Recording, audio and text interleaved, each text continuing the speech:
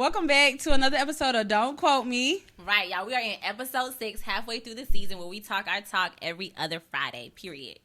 In this episode, we will be getting into that isolation era. Let's talk about it. You know, the era when you just step away from everybody and you come back and you're glowed up. Exactly. Peace. People be trying to act like you done fell off whole time, baby. You in purpose. They don't even know about it. Let's talk about it. Thank you. Let's talk about it.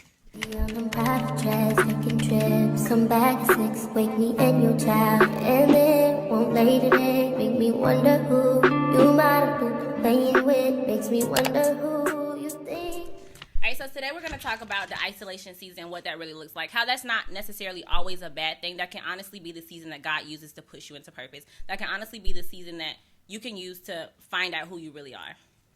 I feel like the isolation, like when you in that era, I feel like it gets a bad rep. Like, for sure, they try to figure you out. Why she ain't talking to me no more? Exactly. Why she not on social media? Exactly. And it's not about you. It's not about you. It got nothing to do with you, and everything to do with me and what God is doing on the inside of me. Thank you. And I feel like there are times where you need to be alone. Mm-hmm. Sometimes it can't be nobody in that season but you and God. Mm-hmm. Like because if you got so many other voices going on the outside of you, it's hard for you to hear God. It's hard for you to hear that small, still voice on the inside of you telling you which direction to go. So isolation is not necessarily a bad thing. Mm-hmm. Sometimes it's the season that God uses to push you into the purpose. Exactly. And sometimes you just need to step back and self-reflect. Exactly. And review yourself. Exactly. So you can come back bigger and better. Exactly. Let's talk about it. Yeah. And I get that it's hard, because I remember, like, a couple years ago, God put me in an isolation season. I didn't have anybody. And God gave me a preview of what that was going to look like. God was like, if you're not going to use your voice, because God was telling me to speak, and God was like, if you're not going to use your voice, besides only to talk to your friends, I'm going to take away all of your friends, and now let's see who you talk to. And God literally did that. God took away everybody that I had to reach out to, and I'm just like, I remember the last thing I tweeted on Twitter before I deactivated my Twitter years ago. I was like, I can't wait to get my voice back. And I know people didn't know what that meant. They probably thought like I went hoarse or something. Mm-hmm. But it was just like, God took away my voice, because I spent so much time pouring into my friends and my loved ones. God took away all of that. I didn't have nobody to pour into. But in that season, God used that solitude, that isolation to build me up, to give me a confidence to know, like, I don't got to speak to, what I got to say is valuable, whether or not I'm saying it to the people who know me or not. Because if God gave it to you, baby, it's going to make room for you. Thank you. So you still got to use it. Thank you. Let's talk about it. Thank you. And sometimes you got to encourage yourself. You sit here encouraging this person, that person. What about yourself? What about yourself? Pour into yourself. Pour to yourself. Exactly. Yeah. You got to do that. And let people get the overflow. Let people get the overflow of what you got. There you go. Versus giving to everybody else, and now you wondering like why, and now you feeling empty because nobody is pouring into you. Yep. But if you take that time to pour into yourself and give people the overflow, you're not worrying about who pouring into you, because baby, you fed. Come on, somebody. Come on, you ain't trying to have no church in here. You full. Honestly. But what about for you? Do you feel like God has ever placed you in an isolation season? I don't think I've ever been isolated per se, because I might not have listened type shit. Okay. You know? Tight. You know, I might have supposed to be, but I ain't never, you know what I'm saying? So why not though? Like, what do you feel about, what's the reason as to why you didn't listen? Do you feel like it was like intimidating, or do you feel like I don't want to be by myself? Like, what was it? What was the reason that kept you from the isolation season? I don't know. I feel like if you sit with something, it might have been that. Because if you sit with something too long, right, sometimes you just don't want to know the truth. Okay, shit, I feel that. You know, you sit with something too long, it's just like the truth will come out eventually. No, I feel that. I feel that. Yeah. So I feel that. I will say though, like, it was really hard for me to go into an isolation season, because I was so used to having like my best friend like to the left of me. Period. I was so used to having her to the left of me. But when God put me in that isolation season, it taught me a lot of like, just, I had a lot of self-strength. Like, I got to learn who I was as a person, and I got to be strong in that as a woman and not needing outside validation. Like, it was a hard season to go through. I'm not going to say it was such a beautiful rainbows and things like that. Like, it was a lot of tears. It was a lot of journaling. It was a lot of self-reflecting. But on the outside, now that I'm looking back, I'm so grateful that I went through it, because I would not be who I am right now. Like, I can have a party by myself and I'm going to have a great time. But it's because I went through that season by myself. Like, people look at me and be like, damn, she can have a great time by herself. Exactly, because I was with myself for so many years. So I'm grateful for it. But during it, baby, I didn't think I was going to make it. Going through it. I didn't think I was going to make it. For real. But I would definitely say it definitely taught me like self-awareness and like just in like independence and just peace. How to build peace on your own versus looking for somebody else to bring you that. Right, and you'll find yourself as well. Like, you'll know who you are outside of what everybody else said, what the influences somebody else is giving to you. Yeah. For sure. Because then nobody's gonna be able to tell you about you. Yeah. Because I already spent this much time by myself. I know exactly myself. who I am. I know me. Yeah. So anything that you may feel that does not correlate to who I really am, you're projecting. Mm-hmm. That's who you are, and you need to go sit with yourself. Honestly, and figure out and fix that out. Thank you. Because I'm good over here. I'm good. Thank you. But I do want to say there is a difference between like loneliness and solitude, because even when I was in my season of isolation, sometimes I felt lonely. Mm-hmm. It did not just feel like I was in solitude. Mm-hmm. Like sometimes I felt like I don't have nobody and I want somebody to talk to, whether that was romantically or platonically. Like there's definitely a difference between loneliness and solitude, and I think isolation is healthy when it's solitude, but when you start to get to that loneliness feeling, God is calling you to community. For sure. God is calling you to community for sure. I agree. And I feel like with the loneliness or the solitude, I feel like you being by yourself, sometimes people are running away from stuff. Just like I said, for sure. I feel like you're running away from it. So don't sit here and be lonely because you're running from something. Exactly. Face that. Yeah, face it. Head on. You got to. Face that. You got to, so sure. you can move on and actually grow from it. Exactly. Yeah. And I would say like the next part of that, like it's a fine line between like saying that you are, like you said, like in solitude and working on something, and you just pushing people away and avoiding your problems. Mm-hmm. And you got to be real enough with yourself to realize which one it is that you're doing. Are you pushing people away, or are you actually just trying to work on yourself? Mm-hmm. Like, which one are you doing? Because I would say, like, there's been times in my life where, even now, and you the same way, we have a really hard time of, like, being serious. Like, saying the shit that's really going on in our lives. Like, we cover up everything with a joke. And I love that for us. Mm-hmm. But there is a fine line between avoiding real shit and, like, being in solitude trying to handle that on your own. Because if you're handling it on your own, cool. But if you're not handling it and you're avoiding it, then that's a problem. Mm-hmm. And I'm saying that to myself because I will literally avoid it versus just talking about it with somebody. Mm-hmm. And that's not okay. I agree. That's not okay. I be trying to make it okay though. Not gonna lie. Not gonna lie. I'm gonna just tell a joke and move on. I'm gonna just laugh about it. Don't talk about it. I don't want to talk about it. I'm gonna cry. Thank you. I'm gonna cry. Thank you. Let's not talk about it. I'm just gonna throw it out there so you'll know what's going on with me. Just in case I catch an attitude with you, that's why. Okay? I got a lot going on. You want to talk about it? You okay? Yeah. You want to talk about it? Child, no. Let's take these shots and go. Yeah, these shots gonna help me cope. Baby. Okay. I don't need to talk about nothing. But how would you know, like, so if you're in a state of, if God has you in a season of isolation, how would you know when it's time to actually come back outside? Like, when it's time to, okay, I done been in this season of isolation, it's time to come back outside. Because there's somebody right now that's going to be listening to this, and they're like, oh, I'm in a stage of solitude. Mm-hmm. At some point, it's time to come back outside. You can't use that isolation. It's not healthy after a certain point. Because if we didn't need people, God would have just stopped at, I made Adam. It would have never been Adam and Eve, and we didn't need, it's not good for man to be alone. It would have never been nobody else. So at what point do you say it's no longer healthy? It's time to come back outside. I don't know. I feel like once you find that peace that you're looking for, the answer that you're looking for, or whatever you're looking for in that solitude, I feel like then it's time to come out. And sometimes you don't even find it by yourself. Sometimes you need to go out. You need somebody. That's what I was gonna say. You do. Yeah. Sometimes you can't see it on your own, and you need to let it out so somebody else can tell you, like, okay, X, Y, and Z. This is what your mind is telling you, but this is the reality of the situation. Right. Sometimes you need to. Sometimes I would say, like, after a certain while, if you've been trying to handle it on your own, if you still have not gotten to a response, it's time to come back outside. Mm-hmm. I would say I'm the kind of person I would give yourself, and it don't take that long. Like we were talking about last episode with relationship situations, it don't take that long. After a week, if you still ain't got nothing, if you not feeling better after a week, reach out, phone a friend. Because life is hard in real life. Honestly. And you don't need to be dealing with nothing by yourself if you cannot handle it by yourself. And it is okay to say that you can't handle something by yourself. Because life be life. Life be life. You know? Adulting. Okay. Ghetto. It's hard. Okay? It's hard. Who said? Why did I say I can't wait till I'm... Because what? And what did take me back. And what our parents take me back. You gonna see when you our age, baby. I'm seeing. Please I'm seeing with 4 eyes, okay? Baby. I am seeing. 4 eyes is crazy. I am seeing. 4 eyes is crazy. Yeah. But let's talk about social media. So you know how, like, social media these days, and I see this in real time. They be glamorizing, like, oh, I cut her off.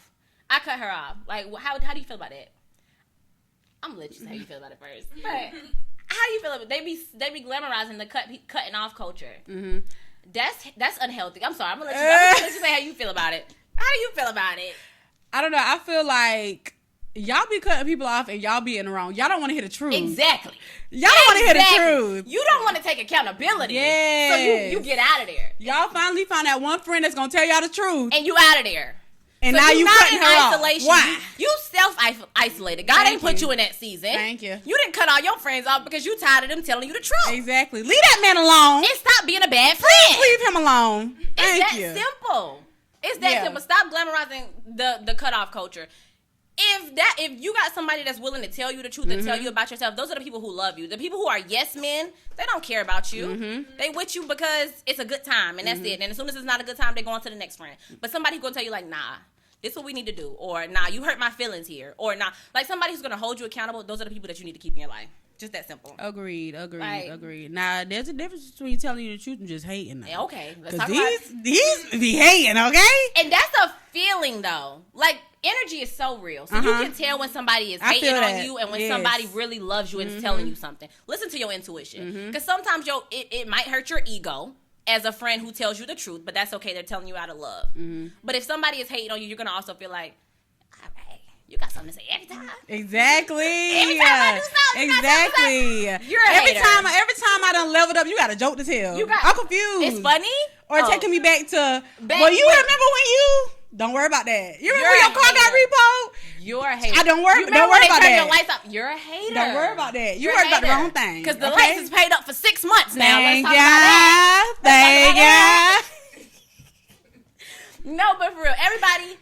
Like the cutting off culture, everybody's not your enemy. So you don't got to cut everybody off. Like, of course, have boundaries and things like that, but you don't got to cut everybody off. Some people really just genuinely want the best for you. And sometimes you don't want to hear the truth. Okay. But also, you need, if you do catch a little attitude, that's me. I don't be wanting to hear the truth all the time, you know? But self-reflect, come back and say, I'm sorry, and you was right. Exactly. Okay? Accountability. It's okay to apologize. It is okay. We grown. It's okay to apologize. It's okay to not be perfect. Nobody is perfect. What's the problem is when you cannot realize that you're not perfect. When you think everything is good with you. No, Agreed. That's not okay. Agreed. So let's talk about what growth actually looks like when you're alone. Like, what changed for you after being isolated? I would say for me, when I was in the isolation season, I got a lot of time to just hear what God's voice sounds like. Because before I didn't know. Like, so I got a lot of time to hear what God's thoughts were, what my thoughts were, and what was outside noise from everybody else that I was just, like, hearing. Like, because people would be like, oh, you're crazy, or, like, they would just say things, and I started to believe those things. I'm just like, no. So when I went into isolation season, I got to realize, like, who I am, what God says about me, what I know about me, and then go from there. Like, it changed my mindset.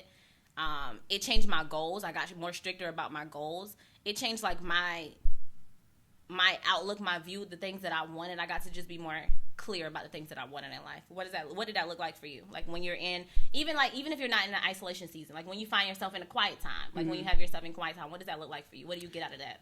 So once again, I was never in like a well, I'm not gonna say, I'll take it back.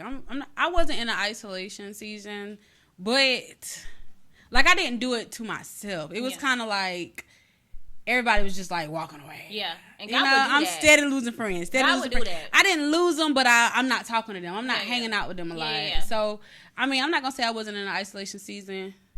I might still be there. Hell, I ain't got no friends. But, she do got friends. I'm right here. It's just like, I don't know. Yeah. So what was the question? I'm sorry.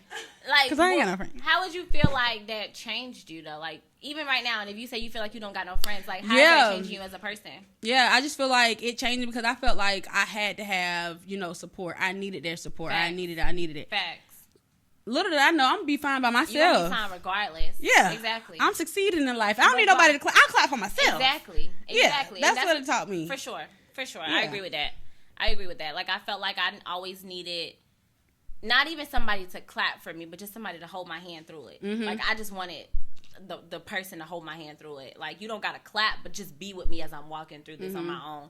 And then I realized, like, God has been with me this entire time. Whole time. So I never needed anything that I thought that I needed. Mm-hmm. I was still more than sustained by the grace of God. Like, I was still good. Like, and I also feel like sometimes as painful as it is, God will literally sit you in that season to elevate you. I was in a totally different season a couple years ago. Like, I was so sad. I felt so alone. I felt lonely. I felt deeper than isolated. Like, I had dark thoughts, things like that. But now that I'm outside of that season and I get to see the woman that I am right now, I'm so grateful that God took me through that season. You don't see it while you're in that season. You feel alone. You feel broken. You feel like nobody cares. You feel like you're in it by yourself. You feel like God has went silent on you.